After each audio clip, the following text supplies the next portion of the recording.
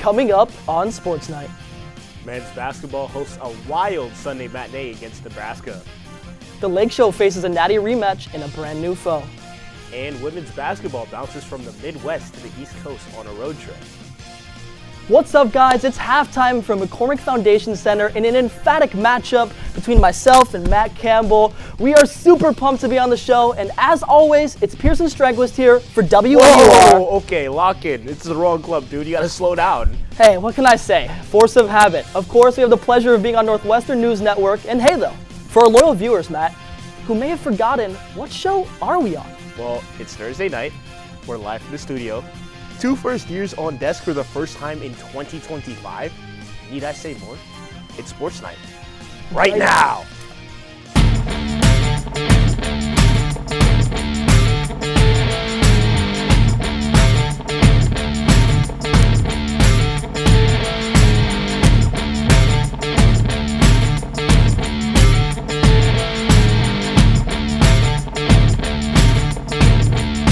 Welcome into SportsNight. I am and will always be Matt Campbell. And I am and have always been Pierson Strandquist. It's a pleasure to spend part of our Thursday evening bringing you all the best of Northwestern during crossover season. We are both so hyped to be here, so call me Tony the Tiger because we got a great show for you tonight, so let's get into it. Last week, a rough road trip out west awakened the Cats to an unfortunate Brooks Barnheiser and Jalen Leachless reality. Thus, the reins now fully in his hands, Nick Martinelli and co. look to right the ship back here in Evanston. On a 2-game losing streak, the Northwestern Wildcats welcomed the red-hot Nebraska Cornhuskers to the Welsh-Ryan Arena. The Cats got off to a blazing start. Jordan Clayton passes to Matt Nicholson, who finds Justin Mullins with the ball, slams it in home for the first points of the game. Northwestern in still rolling. Wyndham's shot is off the mark, but Keenan Fitzmaurice hustles for the rebound, shakes Nebraska defenders, and gets the fadeaway hook shot to go. Northwestern leads 11-3. Just over 4 minutes remaining in the half, Wyndham finds Ty Berry in the corner, who drains a three-pointer in the break with a 15-point lead. Second half of action, and the Cornhuskers are not going down easy. Bryce Williams takes the shot from beyond the arc and gets it to fall, even though he's fouled. Cornhuskers down 43-30 2 minutes later. Nebraska on offense, and Nicholson comes up with the steal. He finds Ty Berry down the court, and Berry dunks and fires up the bench. Northwestern leads 50-32. The Cornhuskers cut the lead to 10. William dribbles around and finds Juwan Gary, who gets the hook shot to fall. Nebraska down 50-42, almost midway through the half. Nebraska down 2 now, and it's Juwan Gary again, driving to the paint and tying the game at 54. Under a minute remaining now, Cornhuskers up by 1. Braxton Mee gets to the ball in the paint and gets to the bucket to fall. Nebraska up by 3. Northwestern was not able to put some magic together, as Nebraska's free throws at the end put the nail in the coffin. After the game, Coach Chris Collins talked about Northwestern's collapse. You know, I think part of it is we get a little fatigued. You know, I think that's just the nature of what we're dealing with right now. We got to play so hard, and our margin for error is so slim, you know, that, you know, I think we do get a little bit tired, and then that's where you got to be mentally and physically tough enough to be able to push through those things. It's clear that Chris Collins and his trusty players thought long and hard going into tonight's game in Columbus. The Cats are currently leading Ohio State there 31-24 at the start of the second half. The main question now is whether they can avoid fading late as they did against Nebraska. May 26, 2024 is remembered as a painful day in the world of Northwestern lacrosse. A day that saw the Cats lose the NCAA National Championship to Boston College by a single goal. However, in a once-in-a-lifetime stroke of luck in non-conference scheduling, the Stars aligned for a rematch of epic proportions. Now, saying this one was highly anticipated would be an understatement. Come on, it's a battle for the #1 spot. Dude, count me in. We were expecting cinema, and we got it. Getting things started here is Molly Driscoll with the game's first goal. Boston College strikes first, and they'd strike often. End of the first, Clark to Colbert, say that 5 times fast, to give the Eagles a 3-point cushion. BC, wasn't done yet. Driscoll decides to run it back with another goal to cap off a 6-0 run for Boston College to start the game. Middle of the second, Maddie Taylor says enough of that. She's going to muscle her way into the fan to get the Cats on the board and cue the sideline dance party. They're having fun, and both teams were having fun. They traded goals before Taylor found Locasio down low for her second goal of the season. NU goes into the half down by 4.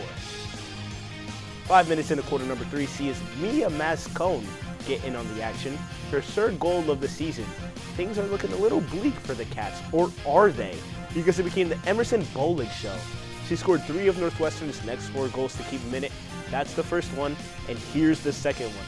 She gets the ball, comes screaming down the lane, and goes top right for the score. The late show, bringing us some late game drama. Getting excited. The Eagles added another one around the 4-minute mark, but Taylor LaPointe responds off the backdoor cut. Northwestern refuses to die, trying to do the impossible, but it wasn't to be. Haley Colbert puts this one to bed. Her third goal of the game. Northwestern gave up one more towards the end and dropped this one 13-1. A valiant effort at an upset led by Madison Taylor and Emerson Bowling. Lacrosse looked to rebound after the tough loss with the Tuesday afternoon matchup against the Niagara Purple Eagles. Niagara jumped out to an early 1-0 lead, but saw Sam Smith convert on this free position for her 4th goal of the season, tying the game up at 1. And that wasn't the end of Smith's day. Sammy White finds her in the crease, and after jerking out the Niagara defender, she buries it for her 2nd goal of the quarter. Cats now up by 6. Penn transfer Nikki Miles breaks into the crease and bounces one in for her 1st goal of the day. Bit of an awkward shot from Miles, but hey, if it ain't broke, don't fix it. Late in the 2nd quarter, with the Cats up 10, Miles feeds Maddie Taylor, who scores her 20th goal of the season. Northwestern would go into the locker room up 16-4.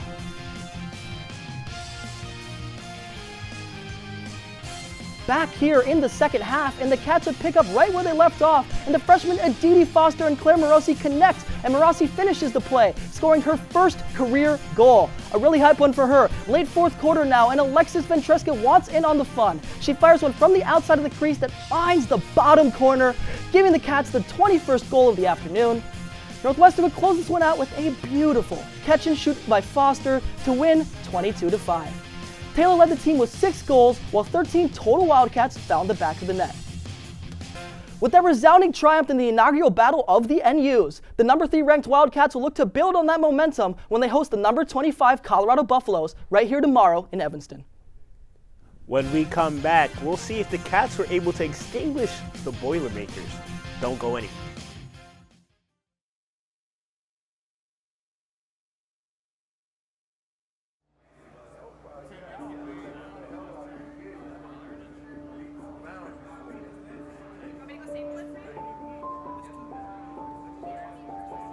Trying to work my way out of the prison system was the most difficult challenge of my life. It only became tangible once I became a Northwestern student.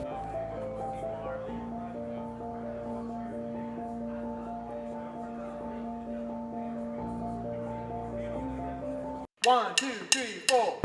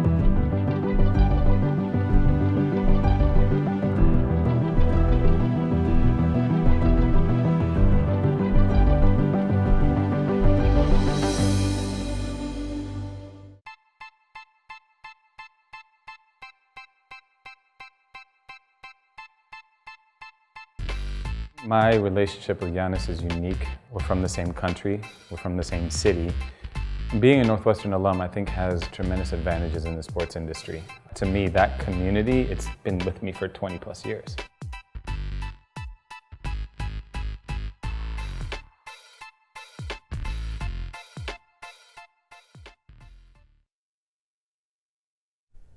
And we are back in the studio for Sports Night. Matt, my guy, if you're gonna cough, how about you turn that way? I'm not trying to catch noro, man. I avoided it for the past month. Dude, I live on South Campus. I'm far away from Noro. If anything, I should be worrying about the guy that lives in Elder, you know, like the place where Noro actually started. Hey, fair enough, fair enough. Hashtag wasn't me. But you know who was away from the outbreak this past week? Northwestern's women's basketball.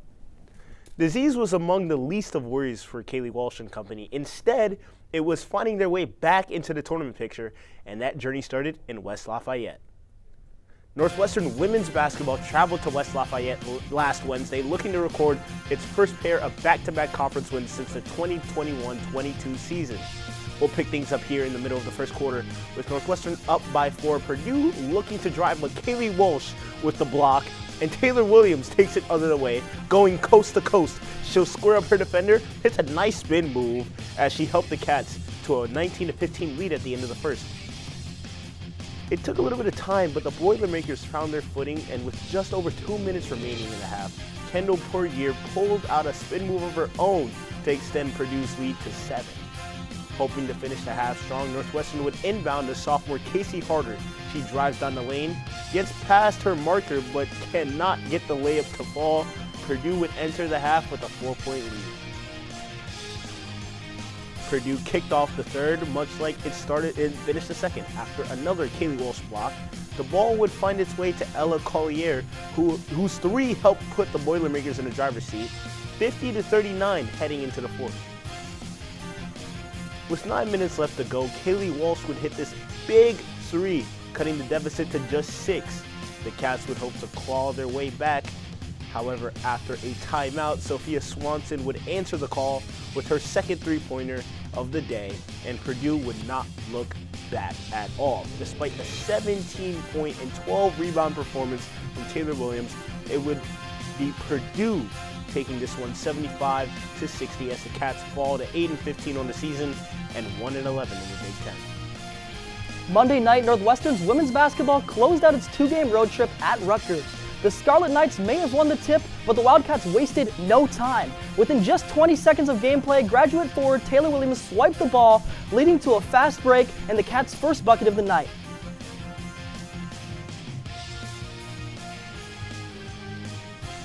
Northwestern came out firing with an 8-0 scoring run, and defensively, the Cats looked just as good. Look at that block by Kyla Jones. Northwestern controlled the game early, finishing the first quarter with 25 points. Looking to close the gap, Rutgers' Awa Spidway spins down the court for a fast break layup, bringing the crowd to life at Jersey Mike's Arena. With Sidibe leading the charge, Rutgers cut the deficit to 7, but Kaylee Walsh scores a putback buzzer beater just before the half, putting Northwestern up by 9. Now in the third, Casey Harder brings it up, sends an overhead pass to Grace Sullivan, who tosses it into Walsh, and gets kicked back out to Harder on the left wing. She drives in the lane and scores. The Cats hold the lead. With Rutgers' leading scorer sitting most of the third quarter out with 4 fouls, the Scarlet Knights enter the final period trailing by 8. Now 3 minutes remaining. Caroline Lau swings it to Walsh. She sends it to the left wing. Daly drives inside but dishes it to Williams, who sprints to the rim for an easy layup. Despite a hard effort by Rutgers, they couldn't close the gap in time, and the intentional fouls began. But it was just too late. For the first time this season, the Wildcats pulled off a road conference win, beating Rutgers in New Jersey 69-59. And the Cats are looking to keep it going in the Welsh tonight after that juicy win at Jersey Mike's, facing off against the number 21 ranked Maryland Terrapins. Our sports director extraordinaire, Leo Tesler, is in the arena joining us for a live halftime report as Northwestern may lead or may trail. We'll find out. Leo, what have you seen out of the squad tonight? Thanks, guys. I'm here at Welsh-Ryan Arena, where we are about 6 minutes into the first quarter action of this game between the ranked Nebraska Cornhuskers, the Maryland Terrapins, and the Northwestern Wildcats. And this game is especially important for one big reason: the Big Ten tournament. Of course, Maryland once again. Maryland is ranked number 21 in the country right now, so they're pretty much a safe bet to land one of these top seeds in the conference tournament. But Northwestern, on the other hand, standing at about 15th place as of right before this game. So right on the bubble for Northwestern, meaning every game from this point forward matters. As you just saw on those last highlights, they beat Rutgers pretty decisively, 69-59, the final score. They had 4 starters in double digits. It's going to be a bit of a tougher task against Maryland again. Maryland's leading 10-8 as we hop out of timeout right here. But again, ranked matchup, one of the best teams in the country. Going to be a tough task for the Wildcats to repeat. Guys. Thanks, Leo. Maryland leads Northwestern 10-8, just about halfway through the first quarter. We'll see if the Wildcats can pull off the upset. Love was in the air for the Cats on the mats as they had 2 matchups on tap this past weekend. Flashback to February 14th. No Valentine's Day? No problem. You got Northwestern wrestling on senior night, taking on Wisconsin at Welsh-Ryan Arena. Let's run it. We'll start with the 174-pound bout. Northwestern's Aiden Vandenbush trying to escape, but he's brought to the ground for a Wisconsin takedown. Wisconsin's Luke Condon getting the first victory of the day. Northwestern now tied at 3 with the Badgers, and it's Evan Bates getting to work in the 197 weight class. He ends up dominating with a 16-1 tech fall win. And let's get to the heavyweights coming up in a second. Dirk Morley down big early, 9-2 in the first. But check this out. Let's fast forward to the third. He's a takedown away from tying it up. Can he get it? He's on top right here. He'll get the leverage and gain control. Give him 3. Morley with the big comeback, propelling the Cats for the rest of the way. Northwestern keeps rolling. Sam Cartella doing Sam Cartella things. Come on, guys. Another tech fall to keep his solid season going. And Northwestern gets the senior night win, taking the last 4 bouts for their second conference dub of the season. Northwestern Wrestling now headed to Iowa City on Sunday to take on the 3rd-ranked Hawkeyes. The Cats looked for an upset against the Iowa squad, which sported an impressive 13-1 record. Trevor Chumbley leads off for the Cats in the 157-pound bout. He scores the first points of the day on this escape.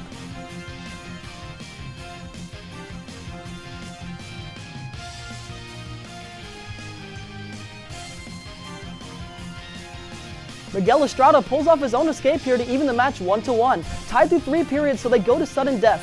Chumley hangs on to the score takedown. He wins the decision to put Northwestern up 3-0.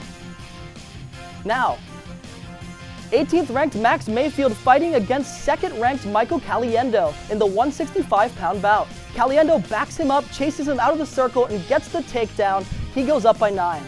Just a few seconds later, Mayfield loses his footing and Caliendo grabs another takedown. Mayfield ultimately loses by technical foul in the 2nd.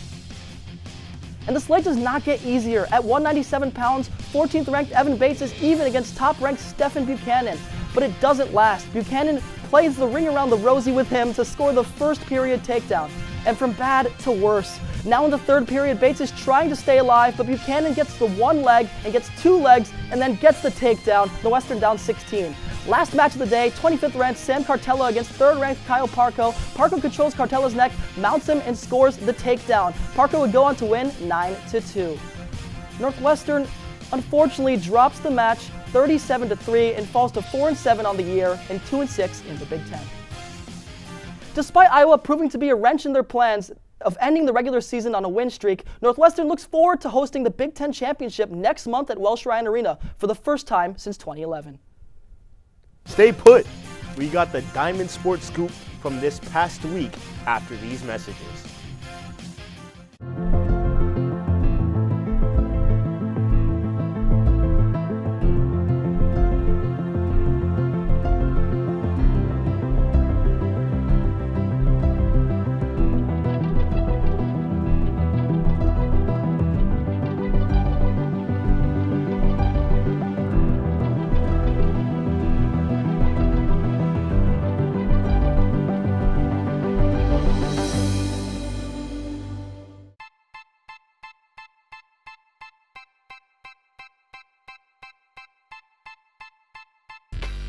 My relationship with Giannis is unique. We're from the same country, we're from the same city.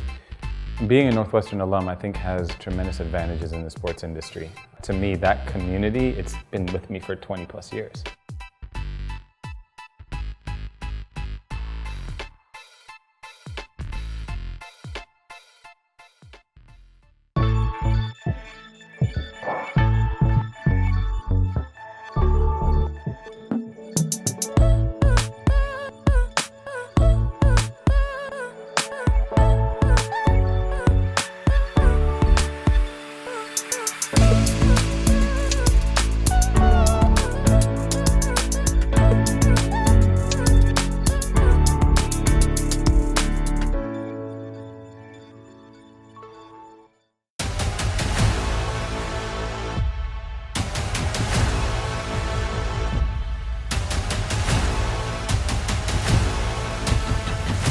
Ready, set, Nano!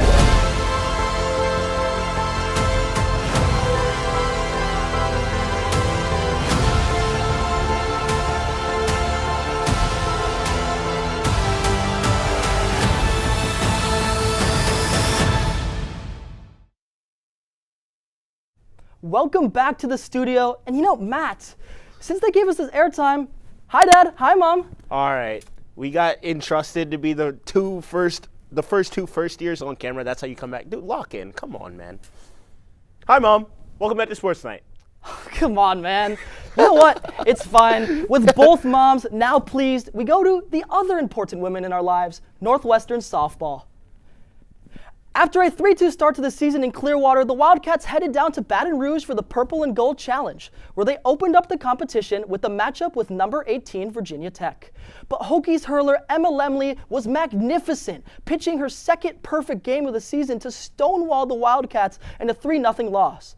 Later on Friday, Northwestern struggled against number 7 LSU. Tigers freshman pitcher Jaden Heavener struck out 12 batters as Northwestern trudged to a 7-1 loss. But the Bats broke out of their slump against UT Arlington on Saturday morning as 3-for-3 game from Grace Nieto with 2 RBIs and 2 more RBIs from Kaylee Avisado powered the Cats to a 6-1 win. Redshirt first-year pitcher Signe Dose picked up her first career win in her first career start, allowing just 1 run in 5 innings of work. But Saturday afternoon's game against the Tigers had Katie Drohan's squad back in the struggle bus as the Wildcats were run-ruled 8-0 in 5 innings. The Cats rebounded Sunday morning with an 11-3 win over UT Arlington once again in 5 innings. Thanks to putting up a 7 spot in the top of the 5th, this happened. Kansas Robinson broke out of her early season slump with a career-high 4 hits.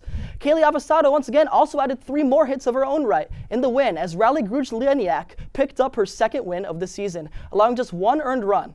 The Wildcats look to bounce back from a disappointing trip to the Bayou this weekend at the Mary Nutter Classic. They'll take on Seattle, Utah, St. Mary's, and Cal in Cathedral City, California, starting tomorrow. Moving to the other diamond, baseball started their season this past weekend with a series at Long Beach State in California. Game 1, it didn't go Northwestern's way at all. Left-hander Crawford Wade surrendered 5 runs in the first 2 innings and was pulled with 2 outs in the third.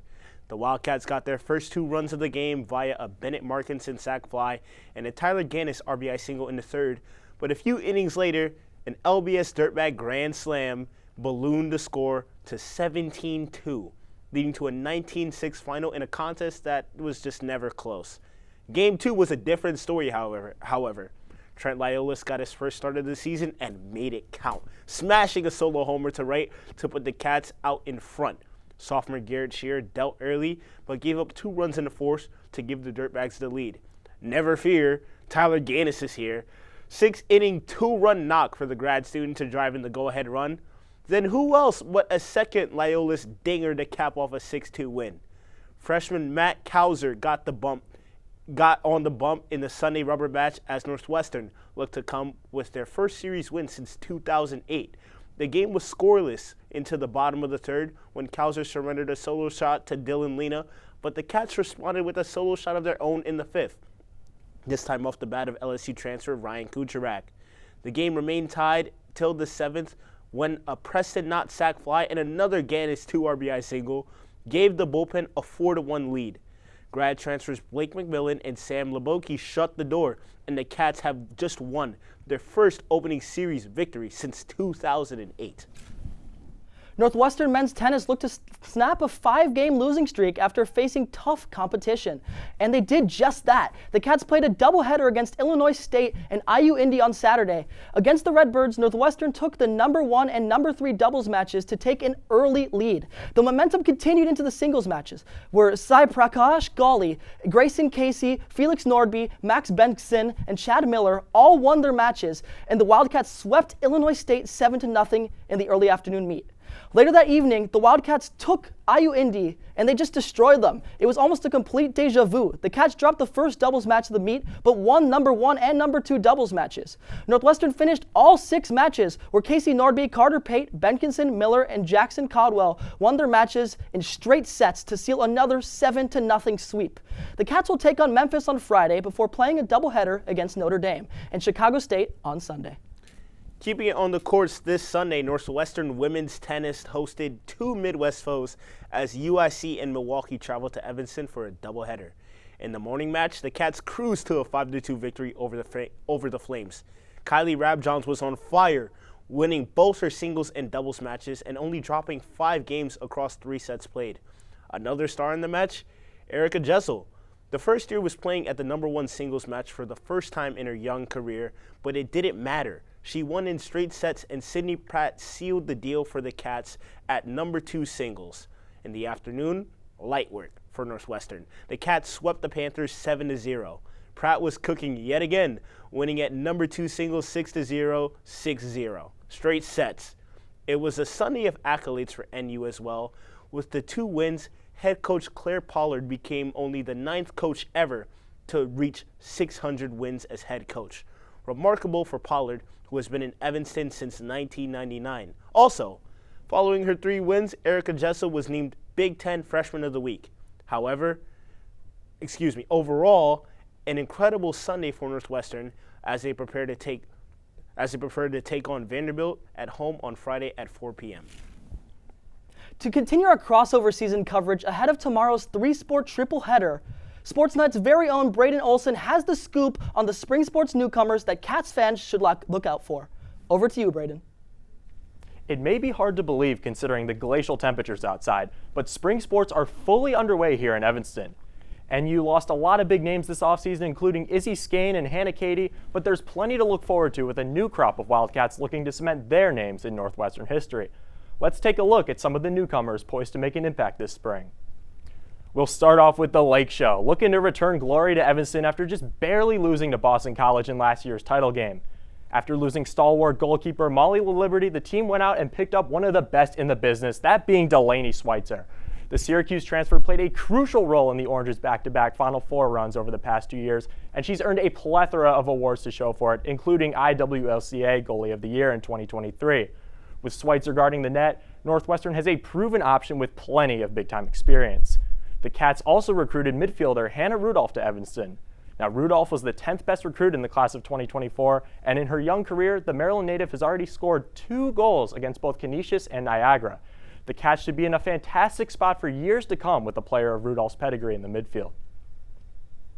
Now, much of the talk for baseball has been about quarterback Jack Lausch making his return to the diamond. But today, I want to focus on 2 arms who could completely revitalize a Northwestern pitching staff that ranked dead last in the Big Ten in ERA last year.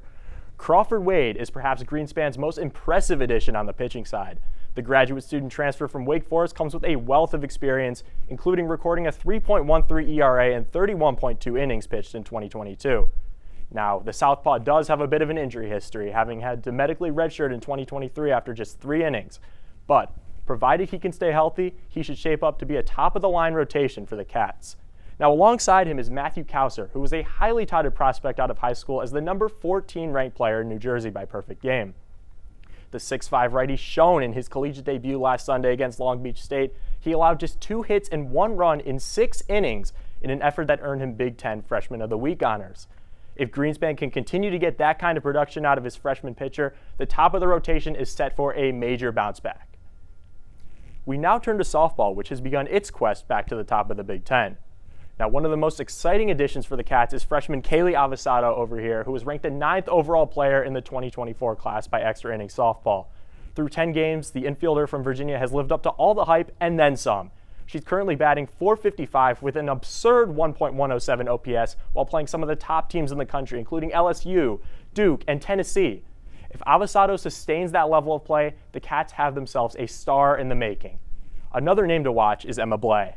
The California pitcher was ranked 21st in her class by Extra Innings Softball, which makes complete sense considering she posted a 1.24 ERA as a sophomore. Blay recently made her collegiate debut, recording her first career strikeout against number 5 Tennessee. As the season continues, look for Kate Drohan to turn to Blay as a potential option outside of her Big Three pitchers. Finally, we'll take a look at women's tennis, headlined by a pair of standout freshmen. Mika Dagen-Fruchtman has hit the ground running in Evanston following a triumphant high school career in Israel, where she won 3 national titles in 4 years. Dagen-Fruchtman has been thriving in collegiate play, kicking off spring with a win against Butler at the number 1 singles spot. Meanwhile, Erica Jessel right here has been making a name for herself this year. The freshman from Texas was ranked the 57th best recruit in the nation, and she's demonstrated just why that is since arriving in Evanston. Jessel went 3-0 this past weekend at the number 1 spot in Northwestern's lineup, which earned her Big Ten Freshman of the Week. With Dagen-Fruchtman and Jessel injecting life into the team, women's tennis is poised for some big-time performances over the next few years. As you can see, there's no shortage of exciting athletes to watch over the next few months as spring sports get going, and I'm expecting big things from Northwestern's newcomers. Back to you guys. Appreciate the insight, Braedon. It really seems like we're due to see some great Northwestern seasons this spring with an excellent new supporting cast to match. And here's how you can catch the Cats this weekend. Women's swimming attempts to reign the Midwest as they compete in the Big Ten Championships this weekend. Lacrosse welcomes in number 25 Colorado in a Friday night classic. And of course, women's basketball embarks north to Madison to face off against Wisconsin in a must-win game. And with that, we're going to go to a quick commercial break. Make sure you grab your popcorn and stay with us as we reveal the plays of the week right after this.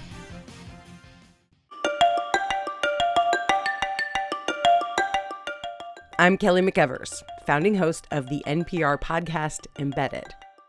I'm James Edwards, host of the Unresolved podcast from Frontline. I'm Antonia Cereijido, former senior producer of Anything for Selena podcast and current executive producer at LAS Studios.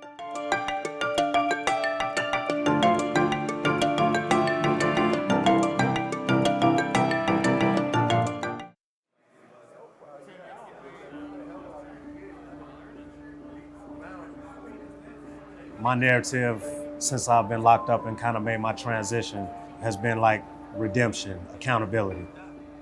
When I come into the classroom environment, every individual that sits amongst me takes education seriously.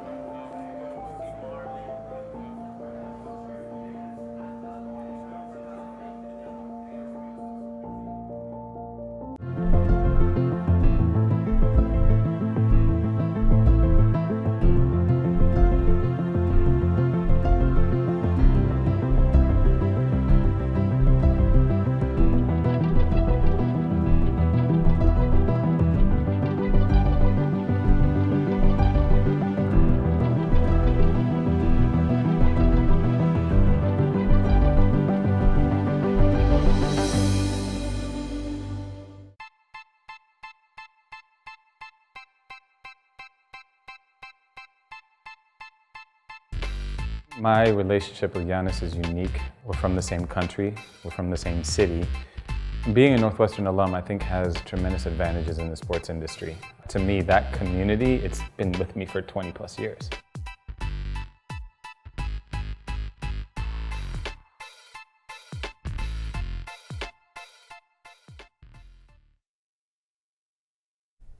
Welcome back to the studio. We're reaching the end of the show, but before then, let's get to everyone's favorite. Hold on, man. Jumping the gun for the second time? What happened this time, Matt? Dude, you forgot the saying. What thing? Dude. Oh, yeah, you're right. Let's see who brought the boo on this week's edition of Plays of the Week. Can't believe you forgot the thing. Oh, my bad.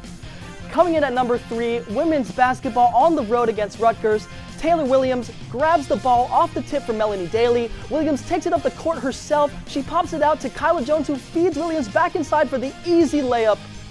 Nice one there for the Cats. Here we go. Number 2, men's basketball against Nebraska. Justin Mullins drives and says, "Get up or get out the way." Cats starting off hot. Here we go. Number 1, back to the Lake Show. It's a Didi Foster feeding Claire Morosi inside. First career goal. Let's take another look in a second. The quick pass to Morosi goes down low, and the swing to put it in the back of the net. The Lake Show dominates Niagara. What a shot, man. Those are really some electric picks, Matt. I mean, it's always good to see some Wildcat magic. And now it's sad to say, but that's it for tonight. Really? Yeah, our job here is done. But a great run, and it's time to hang him up for now. That can't be it, man. I'm having way too much fun right now. As am I, Matt. I really am. And I hope the viewers back home had as good of a time as we had. We really appreciate your support. Don't fret though, Sports Night is of course back next week. But until then, be sure to follow us on Instagram at NNN Sports and on X/Twitter at NNN_sports. On a personal note, to my godfather Chris watching up in heaven, I hope our first show made you proud. For Pierson Strandquist and the rest of us at Northwestern News Network, I'm Matt Campbell. We'll see you next time. Good night and go Cats.